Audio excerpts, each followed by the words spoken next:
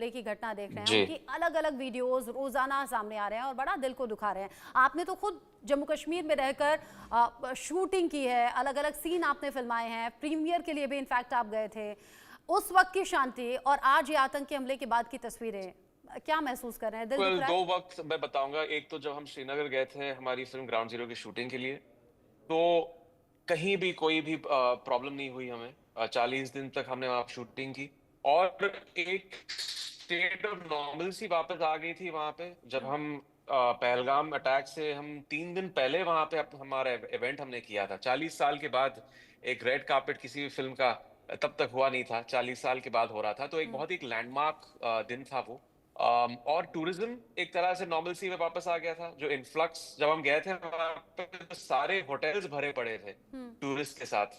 और एक खुशी का माहौल था वहां पे। जब हमने अपनी स्क्रीनिंग की तो वहां पे बीएसएफ के जवान थे, सारे मिलिट्री के लोग थे, कश्मीरीज थे।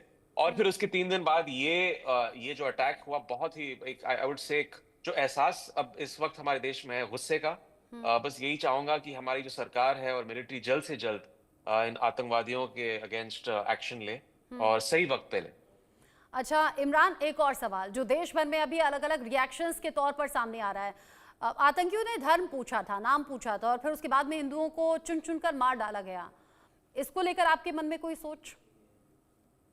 पर आई थिंक इनका जो एक मकसद शायद होगा कि उनको हमारे देश में एक डिवाइसिव तरीके से उनको ये एक मैसेज देना था उनको।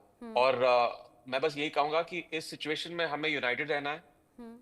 और उनका एक एजेंडा है, उसके हिसाब से नहीं चलना है। देखिए सोशल मीडिया पे भी बहुत सारी नेगेटिव खबरें जो आती रहती हैं। एक एको चैम्बर हो गया है जहां पे नेगेटिव खबरें आती रहती हैं। इसको एक कम्युनल टेंट नहीं दें और बस हम सब हिंदुस्तानी इसमें यूनाइटेड रहें। आप उम्मीद करते हैं कि ऐसा हो। अच्छा ये बताइए, आपने फिल्म की शूटिंग के दौरान बहुत से दिन बिताए कश्मीर की वादियों में। अब जब ये पहलगाम अटैक हो गया है, मेरी अलग अलग लोगों से बात हो रही है, इनफैक्ट टीवी चैनल्स पर भी हम रिएक्शन दिखा रहे हैं। बहुत से लोग कह रहे जी। हैं अब बहुत जल्द में तो हम नहीं जाएंगे, लेकिन बहुत से लोग ऐसे भी हैं जो कह रहे हैं हम जाएंगे, हम ऐसा नहीं होने देंगे जो आतंकी चाहते थे, जो उनके मंसूबे थे। सुनील शेट्टी तक ये कह रहे थे मेरे जो अगले वेकेशंस होंगे वो जी। कश्मीर में ही होंगे। आप कब जाएंगे जी। Next time? मैं देखिए हमारा प्लान था जाने का और हम डेफिनेटली जल्द जाएंगे कश्मीर में अब हमारे वेकेशन आने के लिए। देखिए अब ये एक, जैसे मैंने कहा, एक वेट एंड वॉच सिचुएशन है। चीजें थोड़ी सेंसिटिव है वहां पे। और जल्द से जल्द जब हमारी मिलिट्री हो, हमारी सरकार हो, जब उनको एक मुंह तोड़ जवाब देगी, आई एम श्योर जो एब्रोगेशन के बाद 370 के एब्रोगेशन के बाद हो या वहां पे जो इंफ्रास्ट्रक्चर सेटअप हुआ है इतने सालों से, हमारे सरकार में भी एक तरह से लॉन्ग टर्म प्लान है। तो ये कह सकते हैं एक छोटा सा हर्डल है। ये जल्दी एक तरह से थम जाएगा और फिर से टूरिज्म का एक बूस्ट आएगा श्रीनगर में। तो जा रहे थे, जैसे मैंने कहा कि इस अटैक से पहले भी जब हम गए 3 दिन पहले थे, हाँ। तो सारे होटल्स भरे पड़े थे। कि इन्फ्लक्स काफी था टूरिस्ट का। अभी डेफिनेटली इस अटैक के बाद थोड़ा लोग शायद थम जाएंगे और थोड़ा कॉशियस हो जाएंगे। लेकिन जैसे ही हमारी सरकार ने इनके अगेंस्ट एक स्टेप किया, चीजें वापस आई एम श्योर बहुत जल्द वापस नॉर्मलसी पे आ जाएंगी। अच्छा इमरान, आपने हर तरह के रोल निभाए हैं और मैं खास तौर से फीमेल्स के लिए कहूंगी, फीमेल्स तो आपको बड़ा पसंद करती रही हैं और कुछ कुछ टैग्स भी आपके साथ जुड़ते रहे हैं, सीरियल किसर या रोमांटिक हीरो। ये अलग अलग सी इमेज हैं जो लोगों ने देखी हैं। मेरी पर्सनल फेवरेट तो हमारी अधूरी कहानी है। लेकिन ये जो ग्राउंड थैंक यू। जीरो में चैलेंजिंग रोल आपने किया, ये कितना मुश्किल था या फिर कितना दिल के करीब था? पर बहुत दिल के करीब था क्योंकि ये हमारे बीएसएफ बॉर्डर सिक्योरिटी फोर्स के बारे में है। कभी उन पर कोई फिल्म बनाई नहीं गई है। और जब मैंने ये स्क्रिप्ट सुनी तो मुझे पता था गाजी बाबा के एनकाउंटर के बारे में। लेकिन ये डिटेल में जिस तरह हमारे पूरे क्रू ने एक रिसर्च किया था और 2 साल तक दुबे जी ने अपने टीम के साथ किस तरह इसको ऑर्केस्ट्रेट किया था, बहुत सारी कठिनाइयों का सामना करना पड़ा उनको।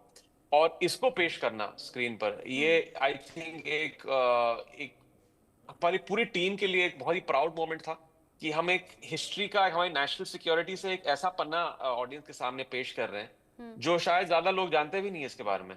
और इसका जो महत्वपूर्ण चीज तब हुई थी जब जैश ए मोहम्मद टेररिस्ट ऑर्गेनाइजेशन का जन्म हुआ था 2000 में। गाजी बाबा को गिराने के बाद जब दुबे जी ने एनकाउंटर में वो सफल हुए, जैश ए मोहम्मद की टेररिस्ट एक्टिविटी श्रीनगर में और हमारे देश में 13 साल तक थम गई थी। तो ये था इसका इम्पैक्ट इस ऑपरेशन का तब 2003 में। तो एक बहुत बड़ी बात थी हमारे लिए पूरे क्रू अच्छा, के लिए। बायोग्राफी में जैसा आपने कहा कि काफ़ी पढ़ना पड़ता है, रिसर्च करनी पड़ती है और फैक्ट्स जानने जी पड़ते हैं, तो आपने करीब से एक ऑफिसर के जीवन को जिया है, रोल में ही सही, जी फिल्मी रोल में ही सही। जी कैसे जाने आप, मतलब एक अफसर का जीवन कितना कठिन होता है अगर उसे फैमिली की नज़र से देखें तो? वेल बहुत कठिन समय था तब 2000 में जब ये हादसे शुरू हुए। वहां पे 70 जवानों की हत्या हो गई थी। ये जो नौजवान थे श्रीनगर के, उनको ब्रेन वॉश किया गया था जैश ए मोहम्मद की टेररिस्ट ऑर्गेनाइजेशन में, और दिन दहाड़े वहां पे खुले बाजारों में उनकी हत्या की जा रही थी, साइलेंसर पिस्टल्स के साथ, देसी कट्टों के साथ, पॉइंट ब्लैंक रेंज पर। तो आप इमेजिन कर सकते हैं जो फियर साइकोसिस एक जो पब्लिक में रही होगी तभी श्रीनगर में, और इन जवानों पे रही होगी। तो अगर आप देख रहे हैं तो आंखें तो सामने ही देखेंगी, पीछे से किसी ने आके बस आप गोली चला दी आप पे। हाँ। तो इनको एक मुंह तोड़ जवाब देना बहुत जरूरी था। और जिस तरह और ये जिम्मा I think her security agency पर था। तभी वाजपेयी जी ने भी रेड अलर्ट एक चीज कायम की थी कि उन्होंने कहा था गाजी बाबा को किसी भी तरह से पकड़ना है, गिराना है, इस ऑर्गेनाइजेशन को डिस्टेबलाइज करना है। और आई थिंक इसमें कामयाब हुए। 2 साल तक इन्होंने इस पे मेहनत की दुबे जी ने अपने टीम के साथ। और 2003 ग्राउंड जीरो का ऑपरेशन 30 अगस्त को ये पूरा हुआ और ये इसमें कामयाब हुए। और वो जो फाइनलिटी हमारे फिल्म है, ग्राउंड जीरो पे जाके रात को जिस तरह ये हमारे बीएसएफ के जवान किस तरह इस चीज को पूरा करते हैं, वो एक कमाल का एक मोमेंट था। अच्छा, हम देखते हैं अलग अलग वीडियोस वायरल होते हैं, सोशल मीडिया आप भी इस्तेमाल करते होंगे, जहां जहां फौज के सिपाही दिख जाते हैं, छोटे छोटे से बच्चे जिन्हें दुनिया की समझ तक नहीं होती, वो जाकर पांव छू लिया करते हैं। मतलब सेना का ये मान सम्मान देश में है। और आपने ये बड़ा जी प्राउड मोमेंट हमारे दर्शकों के साथ शेयर भी किया कि आपको ये रोल ऑफर हुआ और आपने अच्छे से बखूबी जी ये निभाया। ऑफिसर्स की जी जान खतरे में होती है और ऑफिसर के ऊपर बड़ी जिम्मेदारी होती है टीम को लीड करना। जी अभी पाकिस्तान से थोड़ी देर पहले खबर सामने आई, वहां के जो आर्मी चीफ हैं आसिम मुनीर, वो अंडरग्राउंड हो गए हैं, 4 दिन से अपने सेना के साथ संपर्क में ही नहीं है। भारत और पाकिस्तान में बड़ा फर्क क्या देखते हैं आप? तो देखिए, पहले तो मिलिट्री के बारे में यही कहूंगा कि डेफिनेटली जो सैक्रिफाइसेस वो करते हैं, इसके बारे में हमें जितना भी आप दोहराएं हमारे स्कूल्स में, एजुकेशन सिस्टम में, आपके न्यूज़ चैनल्स के जरिए, ये कम है। जब मैंने ये फिल्म शूट की और जब मैं इनसे मिला, मिलिट्री से, बीएसएफ के जवानों से, जब आप इनसे बात करते हैं और जब आपको पता चलता है कि जिस शिद्दत से वो आपको सर्व करते हैं, आपकी कंट्री को सर्व करते हैं, आज जो चैन की नींद हम सो रहे हैं, ये उस जवान की वजह से जो हमारे बॉर्डर्स पे तैनात दिन रात वहां पे मेहनत करते हैं। I think it's a big thing. और ऐसी फिल्में और बननी चाहिए ग्राउंड जीरो की तरह। आई थिंक ये मेरा एक तरह से वो एक मोमेंट था जहां पे मैं अपनी ड्यूटी कर रहा था एज एन आर्टिस्ट, इनके जो एक सक्सेसफुल मिशन को पेश करना। बस ये एक बहुत बड़ी बात थी मेरे लिए। अच्छा, मौजूदा ऑफिसर्स और मौजूदा जवानों के बीच आप रहे होंगे, जाहिर सी बात है, उन्हें समझना, उन्हें देखना। किसी का कोई ऐसा किस्सा, कहानी आपके दिल को छू गया हो, जो महीनों से घर ना गया हो या फिर साल भर से ज्यादा हो गया हो, या आपने अपने चैलेंजेस हो किसी ने शेयर जी, किए हो? मैं पहली बार बीएसएफ के बॉर्डर पे गया था राजस्थान में। और तब जब मैं एक जवान से वहां पे मिला जो 45 डिग्रीज में तैनात बॉर्डर पे खड़ा था, और मैंने उससे जाके बात की। 11 महीने से उसकी पोस्ट वहां पे काम चल रहा था उसका। 5 महीने पहले उसका बच्चा हुआ था। उसने सिर्फ एक फोटोग्राफ में उस बच्चे की शक्ल देखी थी और उसकी आवाज, रोने की आवाज सुनी थी टेलीफोन पे। और उसने कहा कि ये सब मैं एक सैक्रिफाइस के तौर पे नहीं देखता हूँ, ये हमारा काम है, हमें खुशी मिलती है। मेरी बीवी को भी एक तरह से बहुत खुश है कि मैं ये जॉब कर रहा हूँ, मैं हमारे देश को सर्व कर रहा हूँ।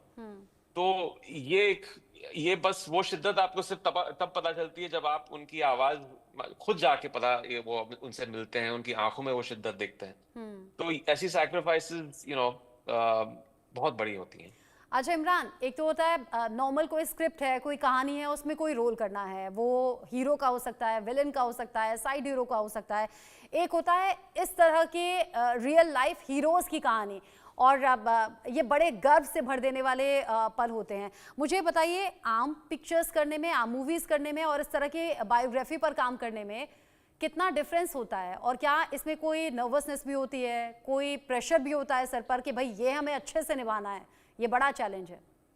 अच्छे से तो आप फ़िक्शनल कैरेक्टर्स को भी निभाना चाहते हैं। हुँ, हर चीज़ में मेहनत लगती है, लेकिन ऑफ़ कोर्स जब आप एक फ़िक्शनल कैरेक्टर प्ले कर रहे हैं, हुँ, तो एक इमेजिनेशन का एक होता है, जहाँ पे आप उस कैरेक्टर को हज़ार तरीके से आप निभा सकते हैं। हुँ, लेकिन जब आप एक सही रियल स्टोरी पे, ट्रू स्टोरी पे घटित एक ऐसी फ़िल्म बना रहे हैं, जो हुँ, सब लोग जानते हैं उसके बारे में, हुँ, उन्होंने पढ़ा है, मीडिया में इसका ज़िक्र हुआ है, हुँ, तो इसके साथ जैसे मैंने कहा कि एक रिसर्च बेस होना बहुत ज़रूरी है, हुँ, आर्टिकल्स पढ़ना। फिर ये एक बहुत बड़ी बात थी कि मेरा इन टच दुबे जी के साथ था, बीएसएफ के हमारे जवानों के साथ था। तो हमारा बाकायदा ऑलमोस्ट 1 हफ्ते तक शूटिंग शुरू होने से पहले हम बीएसएफ के बॉर्डर पे गए, हुँ, श्रीनगर में। वहाँ पे हमने उनके साथ ट्रेनिंग ली, सैल्यूट किस तरह करते हैं, गन्स फायरिंग रेंज पे गए हम लोग, किस तरह प्रोटोकॉल्स होते हैं जूनियर्स और सीनियर्स के बीच, बॉडी लैंग्वेज का काम। तो ये आपको इतना काम तो शायद आप किसी फ़िक्शनल कैरेक्टर में आपको करना नहीं पड़ता है। वो तो आप मीन्स मेहनत हुँ, होती है, लेकिन इस किस्म की मेहनत नहीं होती है और एक सेंसिटिविटी होती है जब आप किसी की ज़िंदगी को पेश कर रहे हैं बड़े पर्दे पर। हुँ, दुबे जी की फैमिली, वो इस फ़िल्म को देखने वाले हैं, वो सारे जवान, हुँ, मिस्टर बीनू हो या सीपी त्रिवेदी, वो और सारे वो बहादुर जवान जो तभी थे 2003 में, वो देखने वाले हैं इस फ़िल्म को। तो हुँ, किसी भी तरह से कोई भी कमी महसूस उन्हें नहीं हुँ, दिखनी चाहिए। इसलिए एक पूरा एक प्री प्रोडक्शन का एक काम था जो जिसमें हुँ। बहुत मेहनत लगी। अच्छा, एक आखिरी सवाल मेरा, एनएन दुबे जी ने, मैं उनके बारे में पढ़ रही थी, उन्होंने कहा था कि अपने सैनिकों से, अपनी टीम से, कि वर्दी पहनने का मतलब जानते हो, या फिर आने दो आतंकियों को, उनकी कब्रें हम यहीं पर बिछाएंगे। तो फिल्म का कोई डायलॉग है जो आप हमारे व्यूअर्स तक भेजना चाहें या आपके दिल के करीब हो? बस यही एक जो हमारे प्रोमो में चल रहा है, अब पहरेदारी बहुत होगी, अब प्रहार होगा। तो ये एक बहुत ही इम्पैक्टफुल डायलॉग था और ये एक पूरे चीज़ को एनकैप्सुलेट करता है कि हमारे बीएसएफ के जवान जो पहरा देते हैं हमारे बॉर्डर्स पे, हुँ, ये तभी 2001 में जो ज़िम्मा दिया था उनको हमारी सरकार ने कि गाज़ी बाबा को गिराना है, हुँ, फिर अग्रेसिवली किस तरह वो इस राह पे चल पड़े और हुँ। 2 साल तक किस तरह उन्होंने मेहनत की ग्राउंड ज़ीरोज़ के बारे में। आपने ये रोल किया, एक बार फिर से आपको बहुत-बहुत